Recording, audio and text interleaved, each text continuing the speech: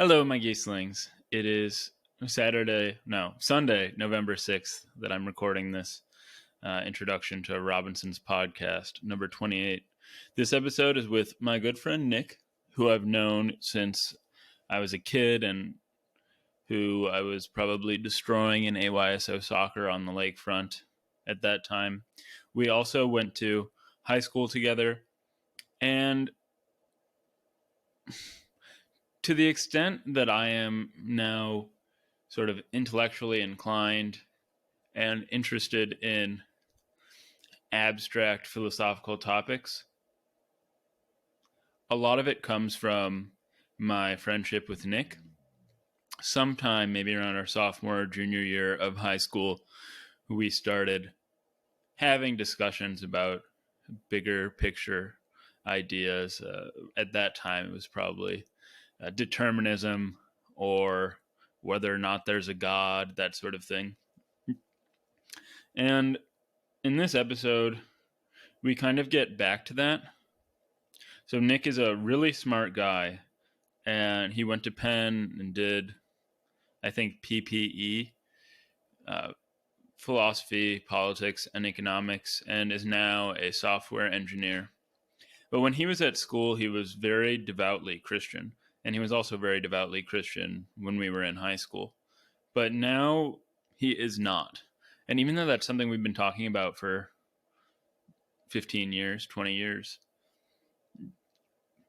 I didn't really have a good handle on precisely why he abandoned his beliefs. And it's interesting to me, not just because he's a close friend of mine, but I don't think I know many very thoughtful people, or any people at all really, who had a very strong religious beliefs for the majority of their life and then abandoned them. So we talk about that for a while. And then we also talk about something I've been thinking a lot about lately, which is transitioning to a more vegetarian way of being. And I think that probably raises hackles for a lot of people, and I certainly would have been one of them. My intention isn't to moralize to anyone or anything like that, but it's something I've been thinking a lot about, just because, quite simply, the idea that I'm contributing on some level to the suffering of other creatures makes me feel bad. And I don't think anybody else necessarily needs to feel that way, but it's just a fact of the matter that that's how I feel. So we talked a bit about it. In other news, it's been very difficult getting academic guests at this time in the semester when midterms are going on, finals are coming, teaching is in full flight. I don't know what the proper phrase is, full throttle, but I think so. There have been a few weeks without philosopher or other academic guests, but I think after this week, or perhaps the next week, probably the next 2 or 3 months, every week will be a philosopher. Fingers crossed. So that should be really cool. Anyway, thanks for sticking with the podcast. Thanks for listening to it. I'm still really loving doing it. And as I continue to get more subscribers and views and feedback, hopefully I'll be able to get more and more really cool guests to come and talk with me. All right. Anyway, enjoy the episode.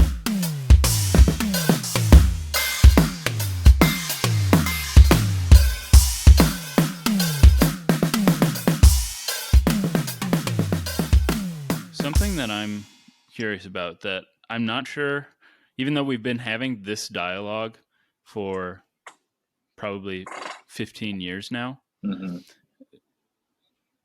something that I could even summarize, because it's been such a long dialogue, is you used to be extremely Catholic, I think that's probably the religion you would have identified with. No, No, I was a when I was a devout Christian in college, I was a Protestant. but Yeah, in high school, were you Catholic? I was I technically grew up going to Catholic church and all that, Okay, that's where but I was starting. yeah, but when I actually started looking into religion, I would say, junior senior year of high school.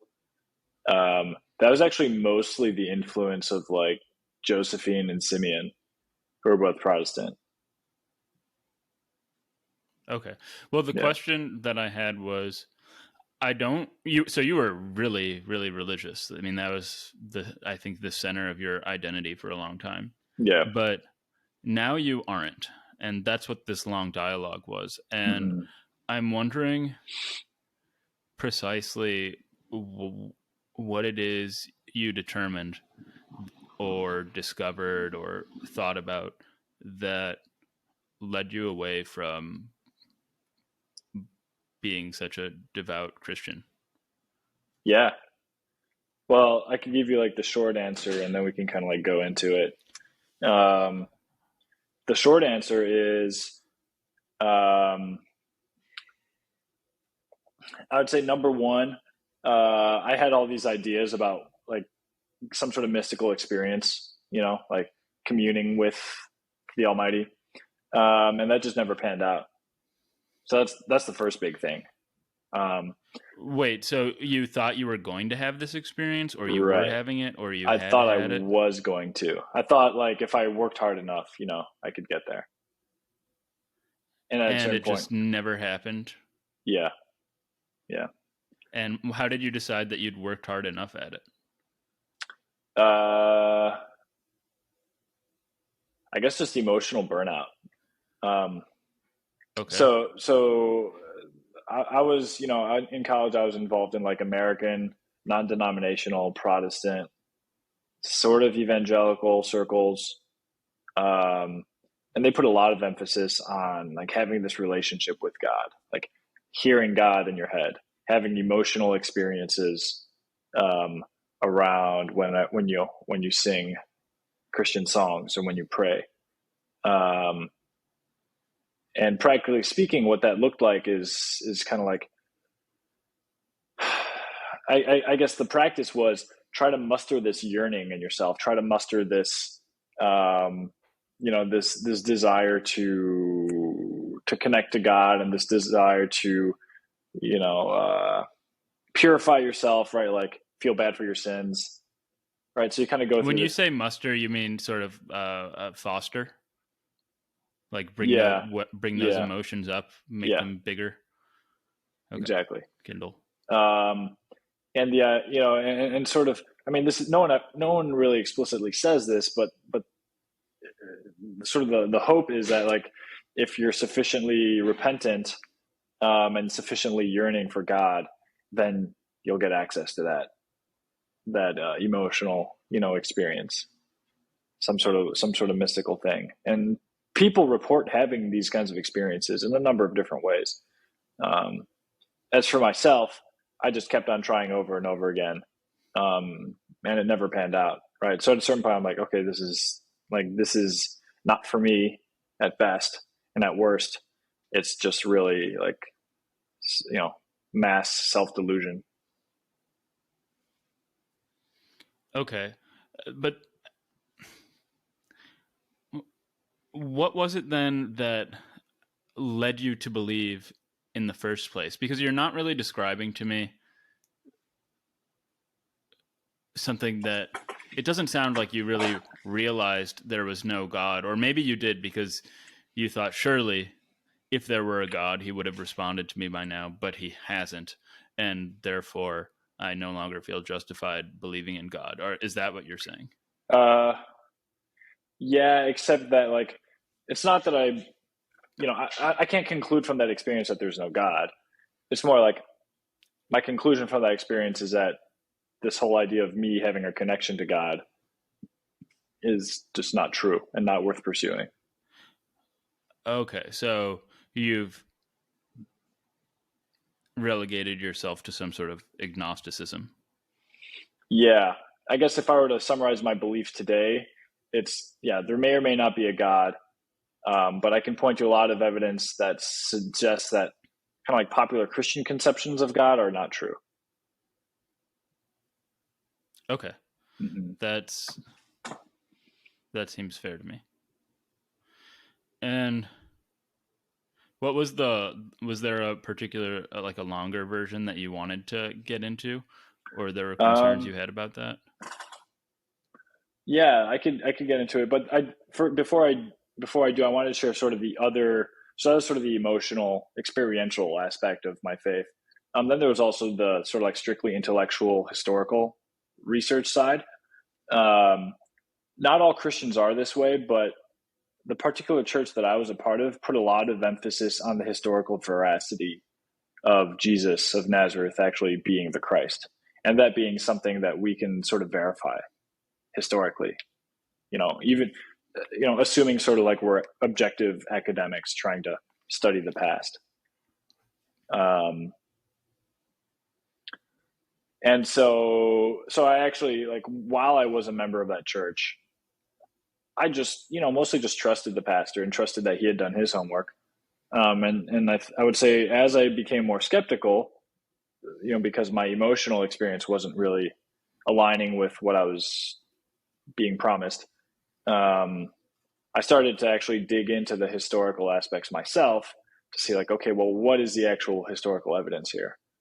Um, and I found it lacking. Like at the end of the day, I was like, okay, if I wasn't biased one way or another as to whether or not Jesus was truly God incarnate, based on the historical evidence, I would say there's not enough evidence to prove that he was. Um, and I would add to that, the onus is on the believers to prove to defend the claim, right? The it's not it's not up to me as a skeptic to disprove that Jesus was God, Right, because anything can be asserted. right? And just based on Right, our substantiating that claim is more difficult. right, and it's a far fetched claim, right? For anyone to claim that some Hmm. other human is also God incarnate is a very extreme claim and requires a lot of evidence in my Yeah. book. Hmm.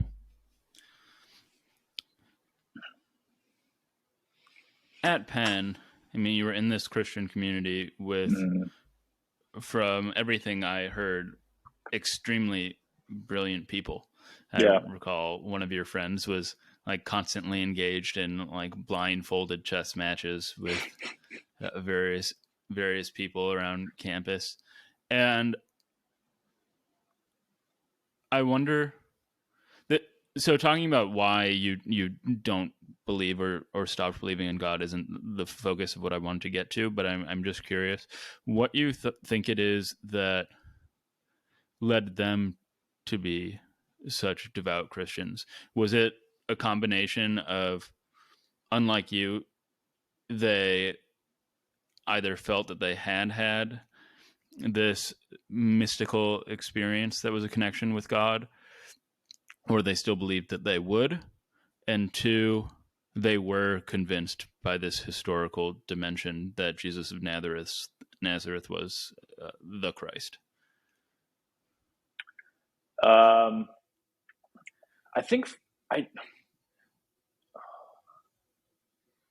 some of this I'll say like some of this is speculation because I can't like I don't want to speak for someone else, but I'll just try to like give a general picture of how people came to faith and stayed in their faith in the circles that I was in.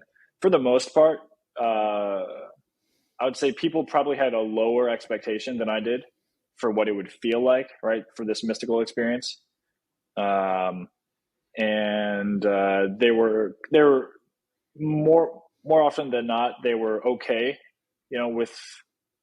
with their experiences. Like I didn't have friends saying like, "Oh yeah, I'm a believer because I have all these mystical experiences." I would have friends saying like, "Oh, I'm a believer because this is this is a great way of life, and I see the work that God does in my life, right? You have this preconceived belief. Really, I guess one of the biggest mechanisms is one of the biggest mechanisms to I guess to bolster faith is confirmation bias. Um, you believe that God cares about you, and you believe that God has a hand in your life. And whenever something good happens to you, which it does if you're like a middle class American, good things happen to you. Then you're like, oh, that's God, right? You have the confirmation bias. Mm-hmm. Um, Add to And then that, if a bad thing happens, you say, "Oh, God's testing me." right? God's testing So it's me, or like, unfalsifiable in that dimension, at least. exactly, exactly. Um, Add to Mm-hmm. that, like the vast majority of people grew up in religious households where being Christian was part of their identity. The authority figures were also Christian. Um, and another thing that I've seen is it's what I call outsourcing your faith. Um, and maybe that's sort of a cynical take on it. But what I see is a lot of people believe because there are figures of authority in their lives who also believe, right? So, for instance, a lot of people might say, oh, yeah, I don't worry about studying the history, or I don't worry about, in moments of doubt, I turn to my pastor, or I turn to, some spiritual guide in my life. And I tell them, hey, I doubt. And then they just comfort me. They say, hey, it's okay to doubt. God still loves you. Right. And really what's being fed there is sort of the comfort and the reassurance that this authority figure in life, believe is a Christian. And so you kind of trust that it must be true or true enough for you because that's what they believe. And you trust their judgment.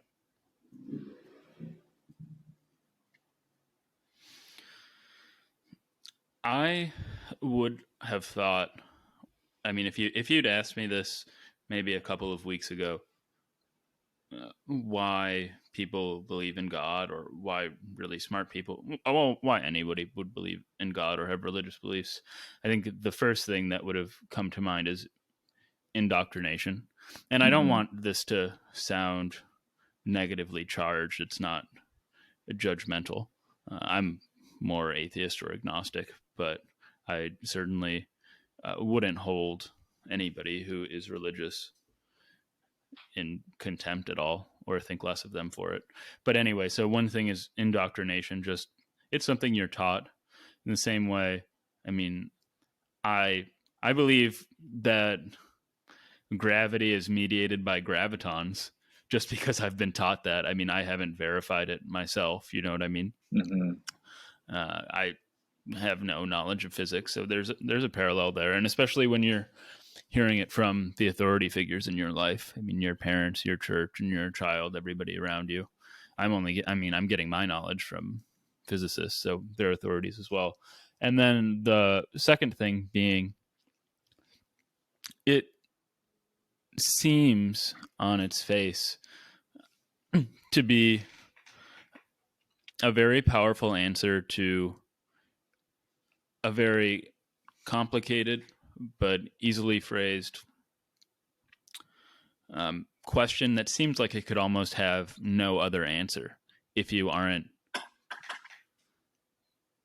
uh, very well informed by physics, which is, why is everything here? How did people come about? How did the Earth come about?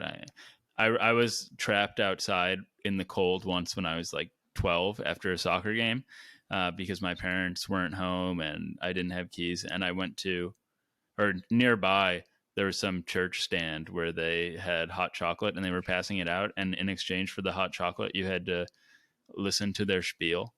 And the pastor of the church's like main argument was look at this car. This car is a Ford. It has a creator. Ford. But who's your creator? Who's all of this is creator? Everything needs a creator. Therefore, I mean, God created everything. But of course, not answering the question, who created God. But anyway, so those are the two ways that I would have just thought to answer the question. Mm-hmm. But the third thing, which is more closely related to what I wanted to actually get to today, is the serious utility that believing in God has. Like, if Mm-hmm. you adopt that belief, in a lot of ways, I think your life becomes much simpler, because the Bible, in a lot of ways, aims to be a roadmap for life. Mm-hmm. And I would add a lot of Does the that yeah, that's huge. I mean, a lot of Christians I know, um, like it's a much it's a framework for how to understand the world and how to behave and how to make moral judgments, and it's very successful at that. It helps you make sense of the world, and it helps mhm, you navigate difficulty, right? It gives you explanations for difficulty. It gives you hope in the afterlife. Um, yeah, it, it solves oh, like the problem of death. yeah. It answers all of those questions that might keep you up at night. If you have a serious moral quandary, you can think, maybe you'd think, what would Jesus do? I don't know. Or does this Hmm. violate the 10 Commandments? Okay, here's my answer. Hmm. Uh, should I be giving to charity or not? Or should I turn the other cheek? I mean, there are all these sorts of, Yeah. all these ways in which it is an extremely valuable belief to hold. Yeah. Yeah. It also gives you community. It also gives you, if you're single and you're looking for a spouse, right? It gives you like a pool of people that you can like, okay, I have a higher level of trust in these people than, average person out of the population because I know their background and we have a shared ethic, etc. So I would say it's a very practical worldview, and especially um, in the Western world, well, especially in the U.S., because actually the U.S. is way more Christian than Europe is. Um, like, there's not that many like the other options for like whole like all in one lifestyle packages. Like, there's just not that many good options. Right? Christianity still really takes the cake. I know a lot of people who go to church who aren't strong believers, but the whole package is so compelling, right? Mm-hmm. Do any instances come to mind for you in which you had a very difficult ethical problem before you, and your faith gave you the way to solve it? Yeah, for sure, for sure. Um, I would say it's in a way like being a strong Christian resolved a lot of quandaries. Or like I wasn't sitting there scratching my head as to what the right thing to do was, because generally speaking, the right thing to do as a Christian is always advantage the other person over yourself, like as much as you can, whenever you can. Um, so if you see someone who's in need, you're like, okay, how can I obviously you get out of your comfort zone, right? You're like, oh, I don't want to give this stuff up. I don't want to give up my time or my money or whatever. But, Jesus' teachings are pretty clear that you should always go above and beyond to try to serve other people, even people who are attacking you. Um, Mm-hmm. so the moral quandary is not in what to do. It's more just like the challenge of like, can I live up to what my faith is asking me to do? That's really where the challenge is. So the reason that I've been thinking about this the past couple of weeks is I've been trying to shift the way that I perceive my own value. I don't want to see to measure my self-worth based on uh, where I get a job, or how many papers I publish, or how tall I am, because I'm not getting any taller, or things like that. And I would rather judge who I am for my character and how I am morally. and how I treat other people or other things. Mm-hmm. But that then raises the question of what it means to be good, or how to act to be a good person, or if there really even is such a thing as good or such a thing as bad. And so I wonder, you had this ethical framework laid out for you in Christianity, but you've since lost it Mm-hmm. or put it aside. And I'm wondering how it is that you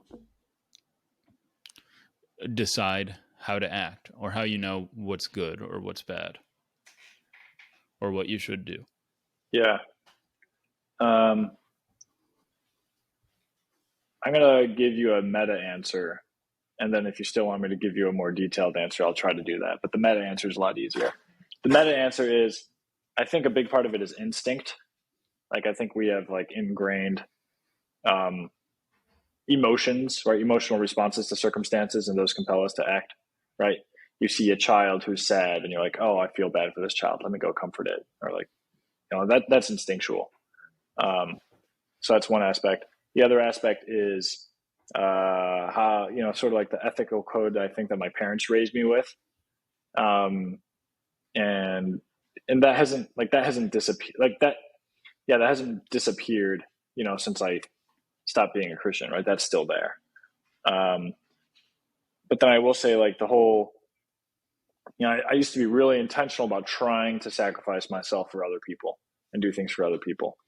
Um, and I have since stopped doing that because I have a very different goal in life.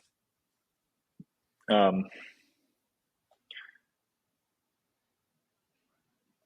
I'll pause there if you want to interject. Otherwise, yeah. No, you can keep going if you still had thoughts. As for your question, like how do I decide how to act? I guess like practically speaking, I go after the things that make me feel good. Um, Not so much the short term gratification, but a lot more the like, okay, what's going to make me feel content and fulfilled in life, right? Those are the things that I go after. Um, so it's a form of hedonism, but it's not instant gratification. I've never really, yeah, yeah. The particular issue that I've been thinking about is vegetarianism, because obviously I love animals a great deal, Mm-hmm. and like I have a cat in my lap, and the thought of harming this cat is like I would never do it in ever. I just wouldn't consider it. I would much sooner like take a knife to my own like arm than to the cat. Mm-hmm. And yet at the same time, 3 meals a day, I'm eating turkey that comes from Costco, and Costco certainly does not treat their turkeys well. And there seems to be, I mean, there doesn't just seem to be a double standard there. I mean, if I think that hurting animals is wrong because animal suffering is wrong, or doing anything that would lead an animal to suffer is wrong, contributing to that structure, then I shouldn't be a vegetarian. I mean, I should be a vegetarian. I shouldn't eat meat. Sure. First, I wonder. I asked somebody this question over the weekend, but I don't think that they understood it. How do you think that Christianity would inform this question?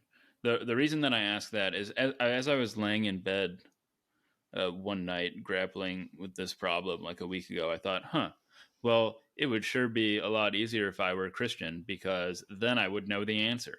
Mm-hmm. But it doesn't seem that simple, because there are plenty of well, one, there are plenty of Christians who do not actually follow the Christian moral tenets. But it's also very unclear to me that Christianity decides this question one way or another. But how do you, because I don't think you were not Yeah, a vegetarian when you were a Christian. So no. how would you think about this? So there are actually Bible verses that speak specifically to this, both in the Old and the New Testament. My ability to reference them is has kind of disappeared over time. But I know, so in the Old Testament, God tells one of the patriarchs, I forget who, like, oh, don't eat, basically don't eat pigs, and don't eat shellfish. I think something like that. And then in the New And Testament, that's where the kosher laws come from. yeah, and then in the New Testament, I think it's Peter, who's one of Jesus's apostles, has a vision of God showing him or was it Peter or Paul? I don't know. Doesn't matter. One of the apostles who followed Jesus had a vision of God showing them like a basket full of different meats, and they interpreted this vision as saying like God is saying, "Hey, and you guys, by the way, who are Jews, you were used to be under the old law, but now I'm giving you explicit approval to go and eat these other meats." So that's actually explicitly spelled out in the New Testament. Um,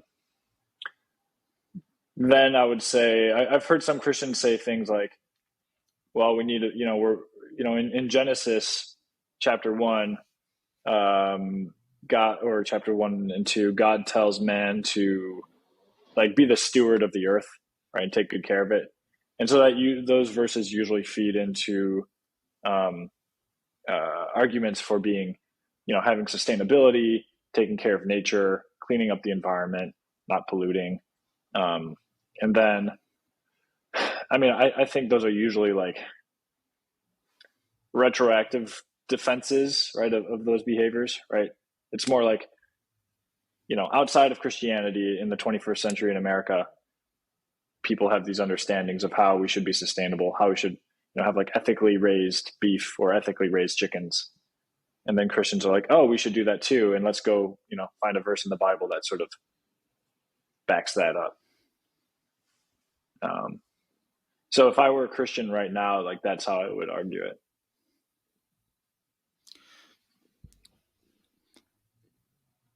How would you argue as a Christian that it's wrong to make other humans suffer? Would it have something to do with, I recall from my time at Catholic school that humans have souls, but animals don't. Is that part of it at all? I guess so. Yeah, I feel like that's sort of like a piece of knowledge that exists in our pop culture. I can't think of any passage in the Bible, but again, I could just be naive, ignorant. I can't think Yeah, of a. you're the theologian between us, I mean, so let's I defer to you. let me see what Google has to say on this real quick. The Bible on animals have souls. Do animals have souls? What the Bible says.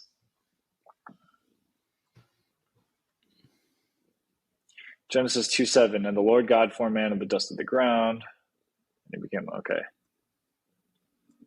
This is not straightforward. I don't want to read through all that. I mean, I don't know how much do you care to get the answers to that question. It's not the most important thing. I was Okay. just wondering if the Bible would easily settle that question. But it sounds like I mean, to it says you you can eat it meat. does. Yeah. Yeah. So then how would you weigh as a Christian? Well, so you eat meat. So maybe you don't have this intuition that it's wrong to kill animals. But how, as a Christian, would you weigh the intuition that it is wrong, or that it's at least wrong to contribute to animal suffering in, say, like an industrial feedlot sort of Mm-hmm. situation, with the teachings of God? So a first stab at this would be that if you piece apart the Bible maybe in a way that you just did, uh, God could not be seen as condoning industrial cattle production. So it would be against God to eat animals in that way. Mm-hmm. Whereas if you're eating humanely, quote unquote, humanely raised cattle, that would be condoned by the Mm-hmm. Bible. Yeah. What do you want me to answer there? So that was my first stab at how you might grapple with the intuition that Oh, I you see. shouldn't be eating meat because it causes animal suffering, but in the Bible it condones eating animals. Yeah. Yeah. I mean, that sounds right. I'm sure. Well, let me see. You don't have to look it up. I'm just wondering what your thoughts are, because I mean I haven't done any research on this either.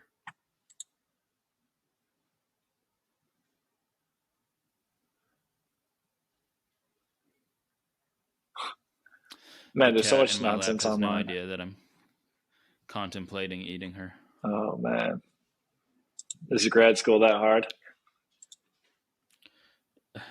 No, it's not that hard. Okay, here we go. All right. Proverbs 12:10. This is the Old Testament. A righteous man regardeth the life of his beast, but the tender mercies of the wicked are cruel. I don't really know what that second bit has to do with the first bit, You could but probably parse it in any way that you want. yeah. Could you repeat that second clause? But the tender mercies of the wicked are cruel. Let me find a more. But the tender mercies This is King James. Let me find a more of like the wicked. modern. Huh.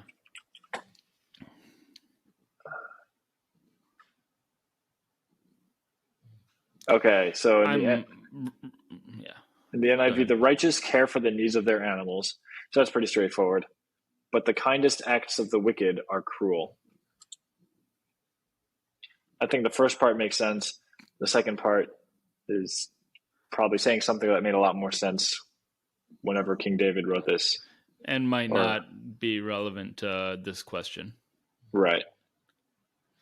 Also, I mean, I think like in different periods of human civilization, um, people made associations between ideas that we don't currently make. Right. It's like, and you probably know this better than me, but I think it's like Aristotle has writings, or maybe some of the philosophers before Aristotle, like studied the physical world and like wrote about the physical world, but then also like overlapped like spiritual qualities to physical phenomena. But so in the Christian universe, thou shalt not kill can sort of be translated to it is wrong to kill. Mm-hmm. And you would treat that as something like a fact, right? Like it's just a fact about the world as God created it, that it just is wrong to kill. Oh, sure. I mean, fact It, is a weird choice of word, but sure, I see what you're saying. and the reason that I use the word fact is that uh, in philosophy, there's a field called meta ethics, and it's less in the business of asking specific answers to specific ethical questions, but asking whether or not there are ethical facts, such as it is right or wrong to act a certain way in a certain situation, Mm-hmm. or how we might know them, these sorts of questions. So that's why I use the word fact. And I was hoping to maybe contrast it with this case. And when I say that I feel it's wrong to eat animals, what I'm trying to get across is that the idea of eating my cat makes me feel sick. Mm-hmm. or the idea, when I really think about it, about eating one of these Costco turkeys makes me sick. So when I see turkeys like stacked on top one of another, on top of one another in crates, like as I'm driving down the freeway, that makes me physically sick. But so I feel it in my bones. But at the same time, when I try to translate that into a proposition, it is wrong to eat animals. I'm not so sure that that's true. I'm not so sure that there's a fact of the matter. The way that there is maybe a fact about the distance between the earth and the sun, or a fact about um, what time Caesar got up the day he was murdered, even if I could never know it. And there are things that there's something that we can point to in the world, uh, in history, that make it a fact that Caesar got up at a certain time the day he was murdered. But I'm not sure what we could possibly point to that would make it is wrong to kill animals true. It doesn't really seem like there is any property intrinsic to anything that is wrongness or rightness. Well, what about? I mean, what about the case that like humans are omnivores? That's that's like a fact of nature, and so it's okay for us to do that in the same way that other omnivore animals or carnivores kill. Sure. So that's something called the naturalistic fallacy, which is to argue from the purported fact that something is natural to the fact that you should or it's permissible to do it. And I was thinking about that. I mean, that's one of the first sort of explanations. Humans evolved eating meat, so it's okay to eat meat. I'll just give you a thought experiment that came to mind for me. So, what if humans had evolved and it was extremely, extremely painful for women to have sex? Like every time they hate sex, they really don't want to have sex. It hurts them immensely. I think that even though it was natural, if we cared about women and how they felt, we would have the moral intuition that it was wrong to have sex. And we would find some alternative way of propagating the human race, whether it was by artificial insemination or what. But I don't think that we would subject women to sex if it were that painful. But it's also been natural for humans to murder each other, rape each other, steal from each other. But we no longer think that that's permissible just because it's something that we once did. So I think it's wrong to argue that just because something is quote unquote natural, that it's right or permissible under any or certainly not all circumstances. So I Mm-hmm. don't think that that argument makes it ethical to Fair enough. eat meat. I mean, I guess, yeah, I guess where my mind, I see your point. Well taken. Where my mind goes though, then is like it's weird to just kind of talk about moral intuition because there are moral intuitions that we all share, but the second someone says like, well, I disagree with that, unless you have some other sort of shared axiom, then it's just two subjective opinions. Um, Well, that's another problem with the idea of there being moral facts. I mean, people in mhm, different cultures have very different beliefs about what is moral or immoral. So, mhm, in certain places in the Middle East, it's immoral for a woman to show her face in public, and evidently that's like a criminal offense where you can be killed for it. mhm, Whereas we certainly don't share that intuition here. mhm. Yeah, I think maybe at the end of the day, the biggest difference between being a Christian versus being an agnostic or a skeptic is that as a Christian, you actually have you are given a moral framework with a moral goal, right? So even when you do have those edge cases, you're like, oh, I'm not sure how to reason about this. You have a goal. The goal of Christianity, and as a Christian, you're meant to further this goal. The goal is to worship and glorify God. Now, sometimes that's vague, but the more you get into it, you're like, oh, this is how I worship and glorify God in this way or that way. And then you also have this, this big book, right, the Bible. And then you also, depending on your Christian heritage, you also have a bunch of writings from like church teachers across time that you kind of go to as sources of authority. Um, Mhm. but if we're talking outside of that, just like moral intuition, yeah, we can't really construct much of an argument if we don't have axioms. Right. It's very difficult to construct. Well, that's the problem that I have is how, if there are no moral facts, we can dispute about all of these things.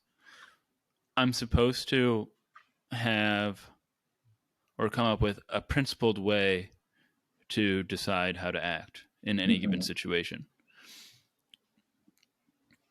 So, with regard to the eating meat, as soon as I try to turn it into a proposition, so I feel like eating animals is bad in my gut. But as soon as I string together these two propositions, one, it is wrong to eat. Okay, I think saying eating animals is. I don't want to be committed to that because I'm not sure it would be wrong to eat roadkill. Not that I'm considering eating roadkill, but if I'm not causing anything to suffer, then it feels like I should be able to eat meat. So I would rather couch it in it is wrong to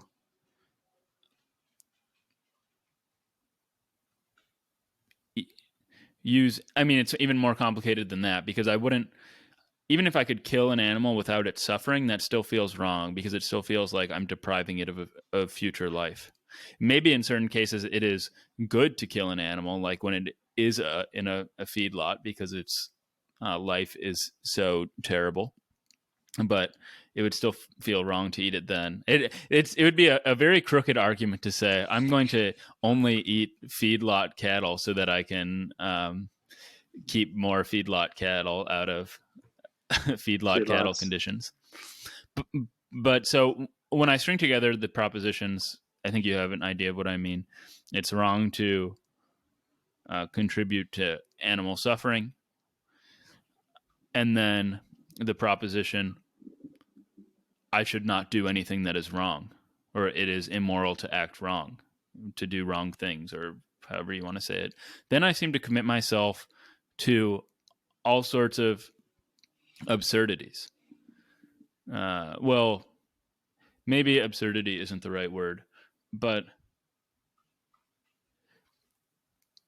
maybe I should be by those criteria devoting my entire life, every like moment of my day to preventing animal suffering. If I think it is so wrong, then shouldn't I be trying to get other people to stop eating animals? Shouldn't I be trying to get other animals to stop eating animals? And then where do I draw the line? Should I really be so there's something in philosophy called vagueness, which I've talked a lot about on the podcast actually. It's the study of borderline phenomena. And a simple example, the go-to example is called the Sorites paradox. So you and I would both agree that 1 grain of sand is not a heap of sand. We would also agree that 10,000 grains of sand is a heap of sand. Mm-hmm. And then we would also agree that it is sort of absurd to think that 1 grain of sand is going to make a difference between a non-heap and a heap. Mm-hmm.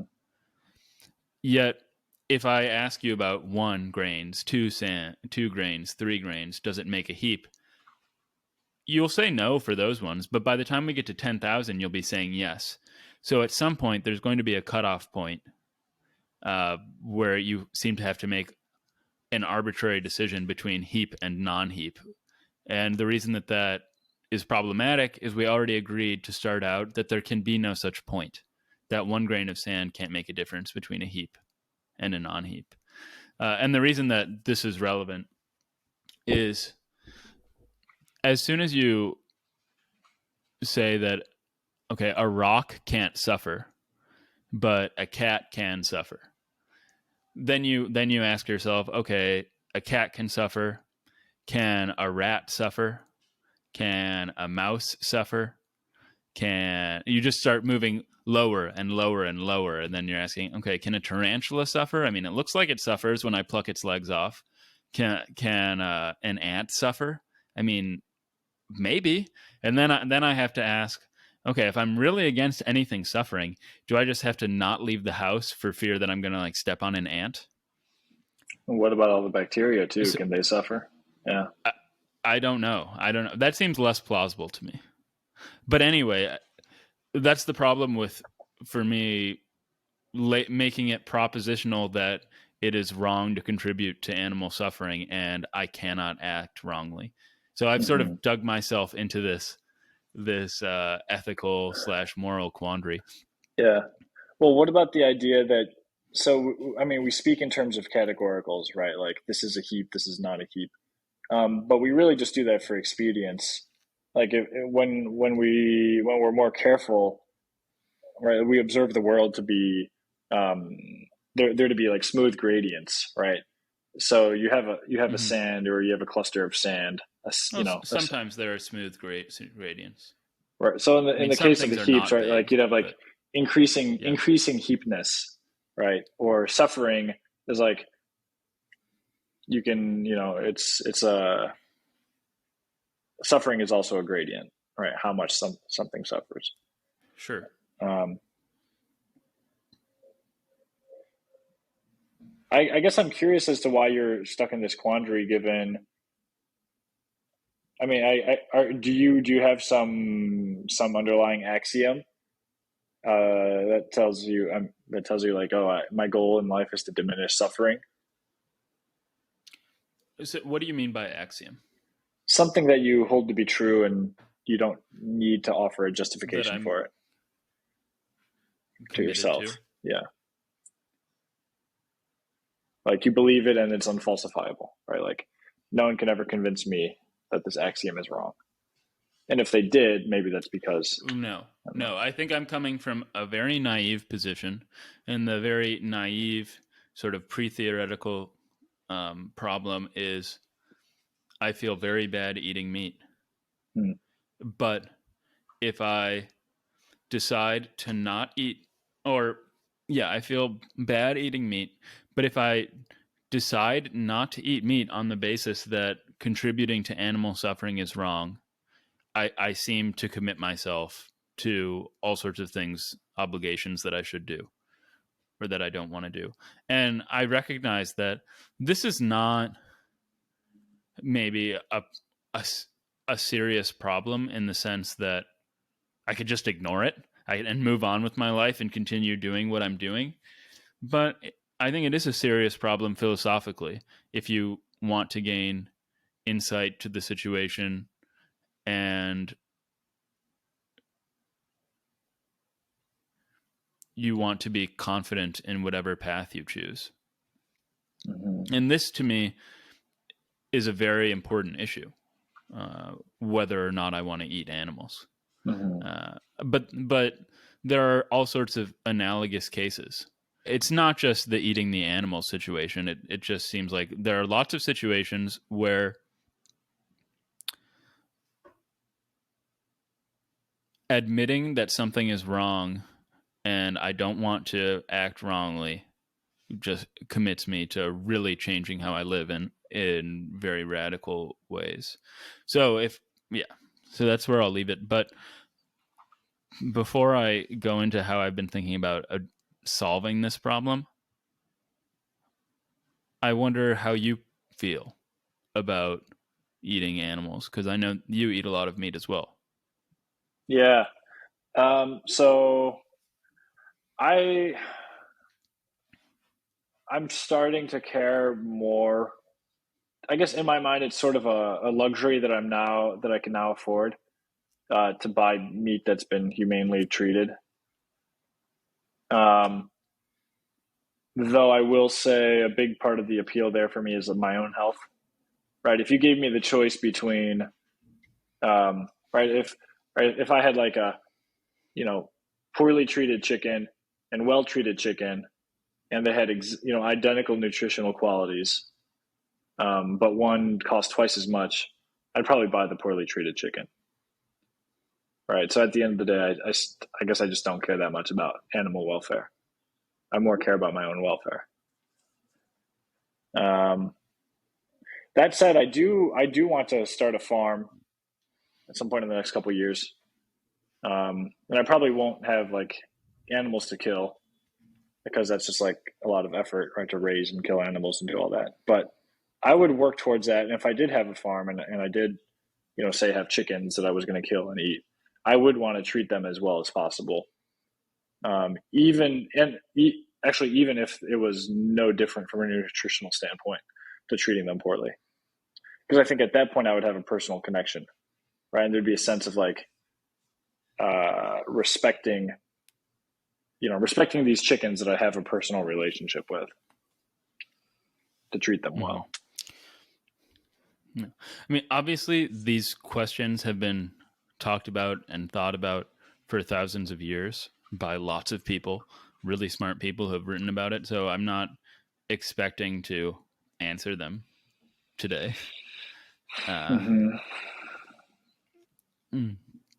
But one way I was thinking about solving this problem for myself is I thought, I act immorally all of the time, every day. Uh,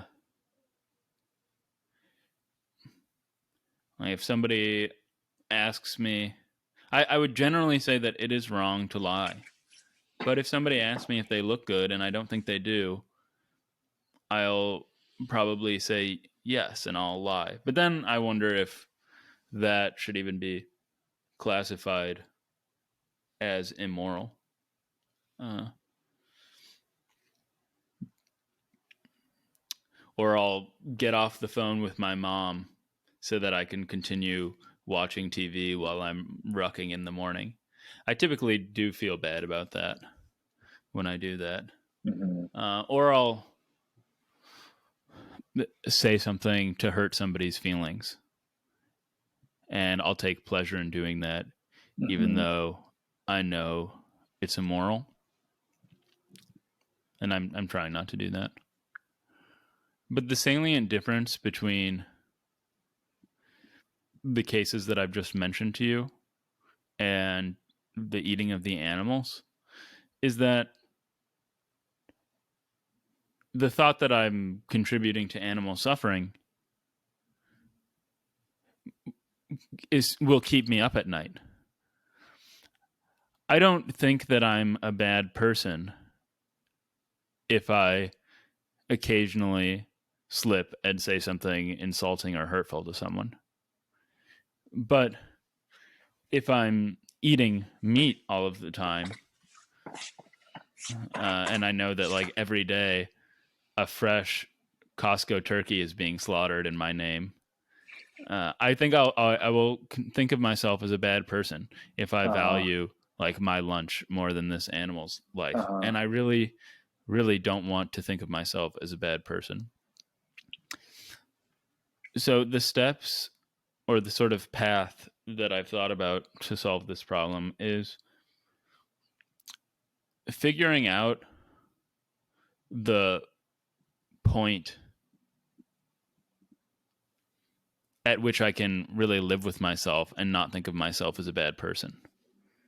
So it's really going to be an empirical thing.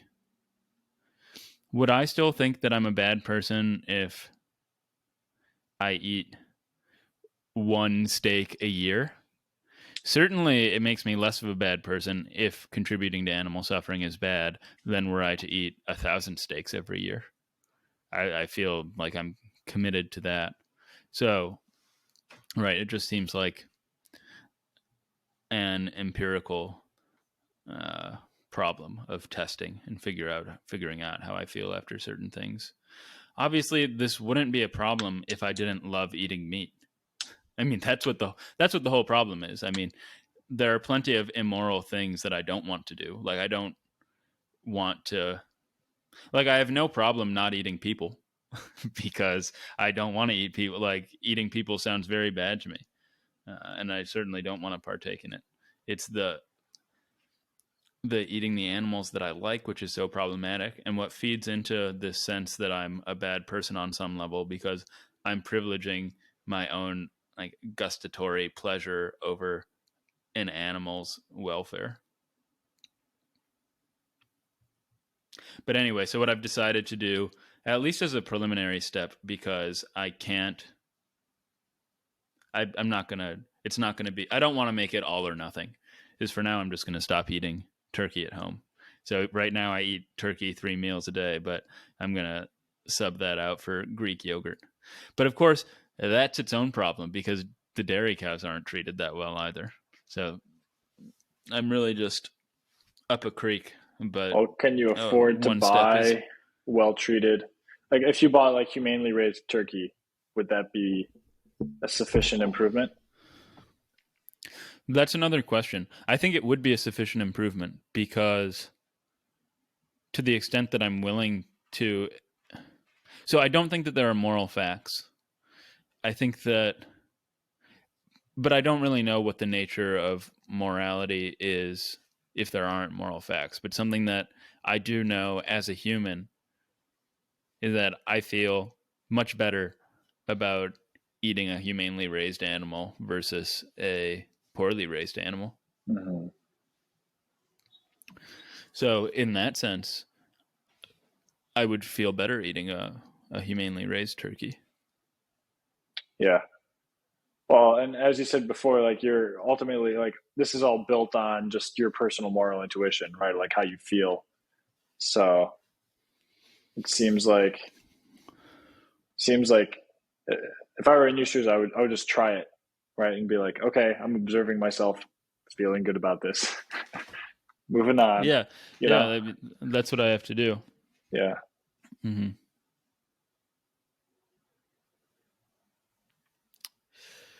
So you don't feel any sort of ethical or moral pressure to do otherwise than you're doing. Yeah. And I would honestly like I would say the same about like recycling or the same about like, driving less to pollute less. Um, because whenever my mind goes in the direction of the sort of utilitarian evaluation of the world, like, oh, I should do less bad things. I immediately jump to the conclusion that like I have no significant, short of like becoming an extremely powerful person who can drop bombs on others, like I'm never going to have any meaningful impact on the utility of the world one way or another.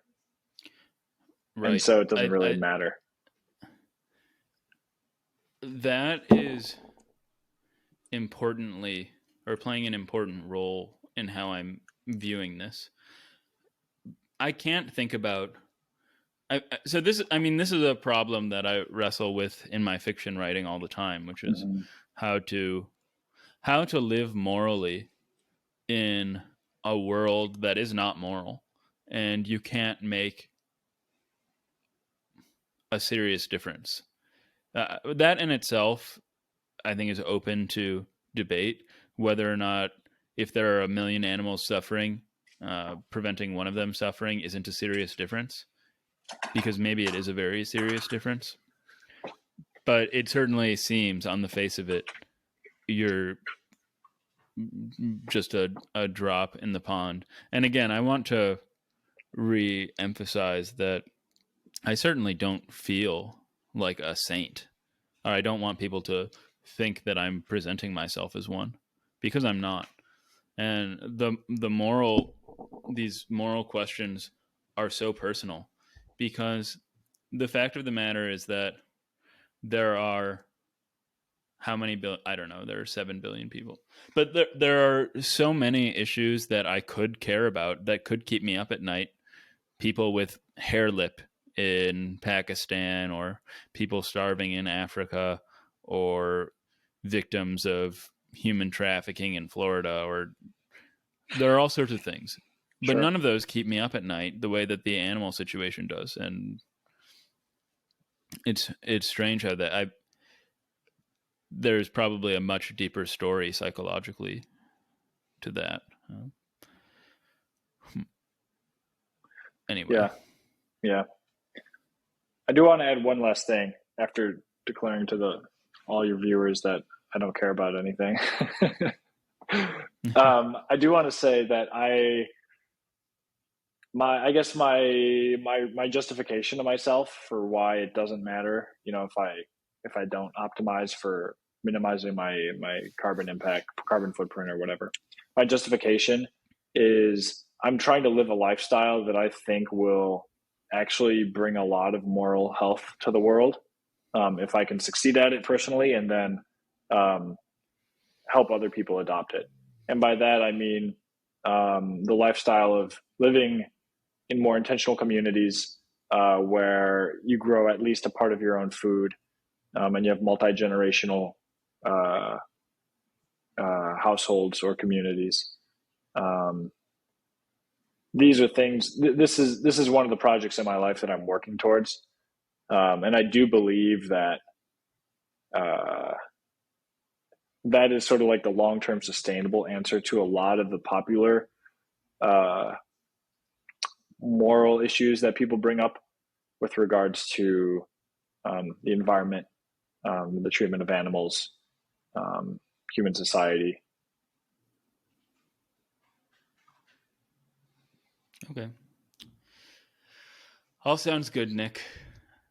Thank you for joining me on this episode of Robinson's podcast. You got it. Glad to be on board.